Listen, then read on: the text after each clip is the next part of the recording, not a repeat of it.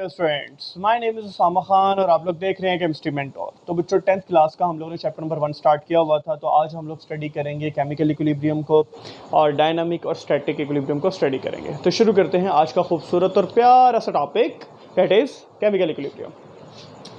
अच्छा जी, सबसे पहले केमिस्ट्री के अंदर हम लोग केमिकल इक्विलिब्रियम को समझने से पहले समझेंगे कि इक्विलिब्रियम क्या होता है। बच्चों सवाल है ना जी, क्या होता है इक्विलिब्रियम? 9th क्लास में आपके फिजिक्स टीचर ने आपको बताया होगा इक्विलिब्रियम किसे कहते हैं। तो बच्चे शुरू करें इक्विलिब्रियम। चलो शुरू करते हैं। देखो जी, हमारे पास एक मैस है, कोई भी एक मैस एम पड़ा हुआ है। इसके ऊपर यहाँ पर आकर एक फोर्स लग रही है, यहाँ से भी आके एक फोर्स लग रही है।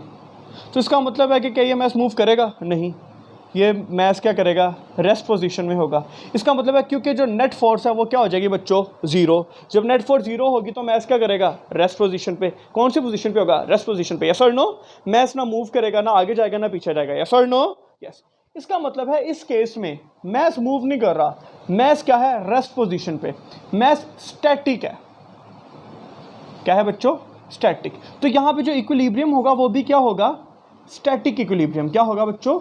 Static equilibrium. मतलब स्टैटिक इक्विलिब्रियम वो इक्विलिब्रियम होता है जहां पे कोई भी चीज ना बढ़ रही हो ना कम हो रही हो, न्यूट्रल हो, नेट फोर्स जीरो हो। यस और नो? यस। उस इक्विलिब्रियम को क्या बोलते हैं? Static equilibrium. फिजिक्स के अंदर आप लोगों ने पढ़ा होगा इक्विलिब्रियम किसे कहते हैं? जिसके ऊपर सारी की सारी नेट फोर्स क्या हो? जीरो हो, वो इक्विलिब्रियम पोजीशन होती है। लेकिन वो पोजीशन जहां पे जाके नेट फोर्स जीरो तो हो लेकिन मैस मूव नहीं कर रहा, जिस उसके ऊपर जितनी नेट फोर्स लग रही है वो जीरो है, उसे क्या बोलते हैं? Static equilibrium. मतलब केमिस्ट्री में अगर हम लोग इसे यूं समझे कि कोई चीज ना बढ़ रही है ना कम हो रही है, क्या है? कौन सी पोजीशन में? स्टैटिक पोजीशन में। तो उसका जो इक्विलिब्रियम होगा वो कौन सा होगा बेटा? स्टैटिक।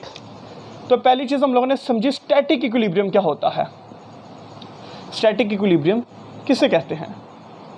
स्टैटिक इक्विलिब्रियम वो रिएक्शन, वो इक्विलिब्रियम जहां पे रिएक्शन मजीद प्रोसीड नहीं करता, मतलब ना कम हो रहा है ना ज्यादा हो रहा है, मजीद प्रोसीड कर नहीं रहा, ना आगे बढ़ रहा है। इसका मतलब है कि वो इक्विलिब्रियम क्या होगा बेटा? Static equilibrium. इसकी डेफिनेशन लिख देते हैं, when are reaction ceases to proceed, when a reaction ceases to proceed। बच्चों आप लोग की किताब में एग्जांपल दिया गया, एक बिल्डिंग है, उस बिल्डिंग के ऊपर जितनी नेट फोर्स लग रही है वो सारी की सारी टोटली जीरो है। तो इसका मतलब है कि वो बिल्डिंग कौन सी पोजीशन पे है? स्टैटिक। यस और नो? यस। तो वहां पे जो इक्विलिब्रियम होगा वो क्या होगा? Static equilibrium. क्लियर? दूसरी तरफ हमारे पास एक और इक्विलिब्रियम भी होता है बच्चों, वो होता है डायनामिक इक्विलिब्रियम। क्या होता है? Dynamic equilibrium. समझते हैं डायनामिक इक्विलिब्रियम क्या होता है। डायनामिक इक्विलिब्रियम किसे कहते हैं? इसको समझाने से पहले आपको याद होगा कि हमने लास्ट लेक्चर में रिवर्सिबल और इरिवर्सिबल रिएक्शन स्टडी किया था। रिवर्सिबल रिएक्शन किसे कहते हैं बेटा? मैं दोबारा रिकॉल करवा देता हूँ। रिवर्सिबल रिएक्शन कहते हैं जिसके अंदर रिएक्टेंट किसमें कन्वर्ट हो? प्रोडक्ट में, और प्रोडक्ट दोबारा किसमें कन्वर्ट हो जाओ? कन्वर्ट किसमें हो जाए? रिएक्टेंट में। मतलब रिएक्टेंट ने प्रोडक्ट बनाया, रिएक्टेंट ने प्रोडक्ट बनाया, एक मिनट, रिएक्टेंट ने प्रोडक्ट बनाया, प्रोडक्ट ने दोबारा रिएक्टेंट बना दिया, रिएक्टेंट ने प्रोडक्ट, प्रोडक्ट ने दोबारा। इसे क्या बोलते थे? Reversible reaction. क्या बोलते थे? रिवर्सिबल रिएक्शन, जिसमें रिएक्टेंट प्रोडक्ट, प्रोडक्ट रिएक्टेंट बना दे। यस और नो? यस। तो डायनामिक इक्विलिब्रियम हमेशा कौन से रिएक्शन में आएगा बेटा? रिवर्सिबल रिएक्शन में। कौन से रिएक्शन में आएगा? रिवर्सिबल रिएक्शन में। इसके 3 पॉइंट है। सबसे पहला पॉइंट क्या है? When reaction does not stop, when reaction does not stop. अच्छा, second point, the rate of forward reaction is equal to rate of reverse reaction. मतलब यहां पे कौन सा रेट है? Rate of forward reaction. यहां पे कौन सा रेट है? Rate of reverse reaction.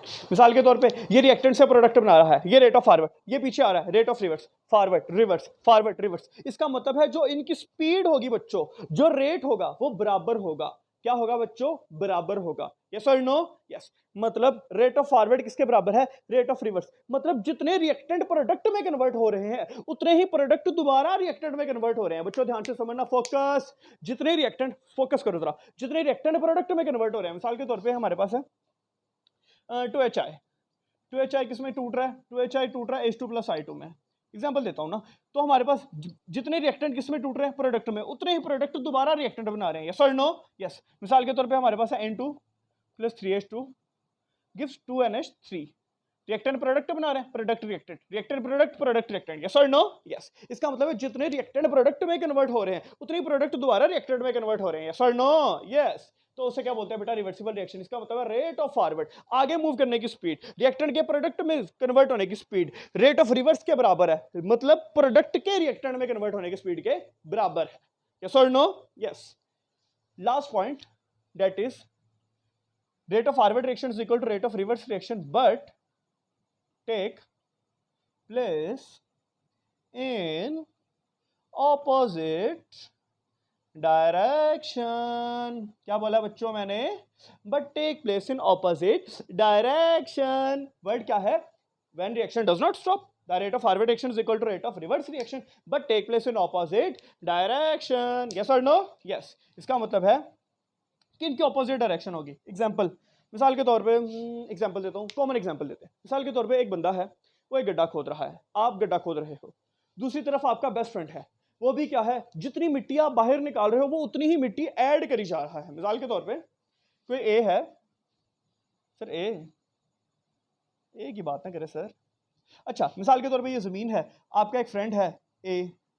हाँ बच्चों, मेरी ड्राइंग बहुत प्यारी है। वो क्या कर रहा है? वो गड्ढा खोद रहा है। सर जी ड्राइंग बहुत प्यारी है आपकी। बच्चों ऐसा लगा लो, ए है, वो गड्ढा खोद रहा है, यस और नो? और दूसरी तरफ बी है, जितनी मिट्टी, जितनी कंसंट्रेशन ये बाहर निकाल रहा है, बी क्या कर रहा है? उतनी ही कंसंट्रेशन दोबारा ऐड कर रहा है, यस और नो? यस। इसका मतलब है जितनी कंसंट्रेशन वो बाहर निकालेगा उतनी ही बी कंसंट्रेशन ऐड करी जाएगा। इसका मतलब ये है बेटा, इसका मतलब यह है कि रेट ऑफ फॉरवर्ड किसके बराबर है? Rate of reverse, but take place in opposite direction, yes और नो? यस। एक और एग्जांपल हमारे पास, कॉमन एग्जांपल देते हैं बच्चों। हाँ, हमारे पास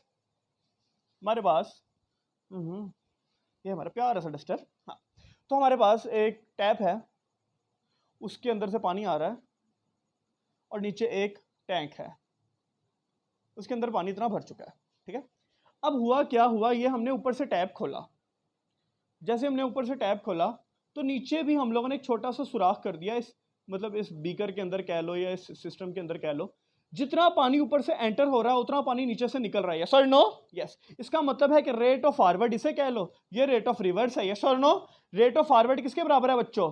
रेट ऑफ रिवर्स, लेकिन डायरेक्शन क्या है? ऑपोजिट। क्या है बच्चों? ऑपोजिट, यस और नो? यस। इसका मतलब है ये कौन सी स्टेट में है? यह है डायनामिक इक्विलिब्रियम, जितना पानी ऊपर से आ रहा है उतना पानी नीचे से निकल रहा है, यस और नो? यस। तो हम लोगों ने समझा डायनामिक इक्विलिब्रियम किसे कहते हैं। अच्छा बेटा याद रखना, dynamic equilibrium is the example of chemical equilibrium. Chemical equilibrium क्या होती है? जिसके अंदर रेट ऑफ फॉरवर्ड रिएक्शन किसके बराबर हो? रेट ऑफ रिवर्स रिएक्शन के। रेट ऑफ फॉरवर्ड रिएक्शन किसके बराबर है? रेट ऑफ रिवर्स रिएक्शन के। हम लोगों ने अभी डायनामिक इक्विलिब्रियम में ये चीज स्टडी की। क्लियर बच्चों? अच्छे से क्लियर हो गया। डायनामिक किसे कहते हैं, स्टैटिक इक्विलिब्रियम किसे कहते हैं, केमिकल इक्विलिब्रियम क्या होती है। डायनामिक मैंने कोशिश की अच्छे से समझा सकूं आपको कॉमन एग्जांपल देके, जैसे हमने यहाँ पे दो एग्जांपल्स दी कि जितना पानी ऊपर से आ रहा है उतना पानी नीचे से निकल रहा है, रेट ऑफ फॉरवर्ड बराबर है रेट ऑफ रिवर्स के, लेकिन इनकी डायरेक्शन ऑपोजिट है, यस और no? Yes. I hope so बच्चों आप लोग को अच्छे से समझ आई होगी, और अपना और अपने घर वालों का बहुत अच्छे से ख्याल रखें। स्टडी पे ज़रूर फोकस करें बेटा, पढ़ते रहे, क्योंकि इस बार जो आपके पेपर्स होंगे वो मार्च के अंदर ही होंगे। तो स्टडी पे अच्छे से फोकस करें और अपना और अपने घर वालों का बहुत ख्याल रखें। अल्लाह हाफिज़।